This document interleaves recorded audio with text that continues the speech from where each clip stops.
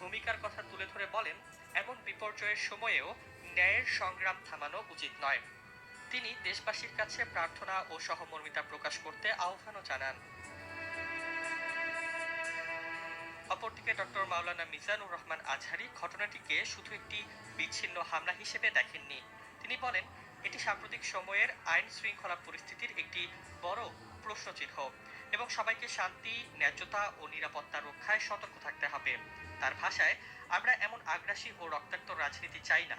তিনি সরকার ও প্রশাসনকে দ্রুত দোষীদের শনাক্ত ও গ্রেপ্তার করে আইনের আওতায় এনে নিরাপত্তা ফিরিয়ে আনতে বলেও মন্তব্য করেন। ধর্মীয় এই মতামতগুলো সামাজিক যোগাযোগ মাধ্যম ও রাজনৈতিক মহলে ব্যাপক প্রতিক্রিয়া সৃষ্টি করেছে।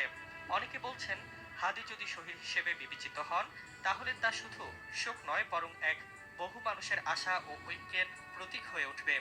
অনেকে আবার সতর্ক করে দিচ্ছেন, ধর্মীয় ব্যাখ্যার সঙ্গে রাজনৈতিক ও সামাজিক স্থিতিশীলতার সমন্বয় প্রয়োজন, যাতে সমাজে অযথা উত্তেজনা সৃষ্টি না হয়।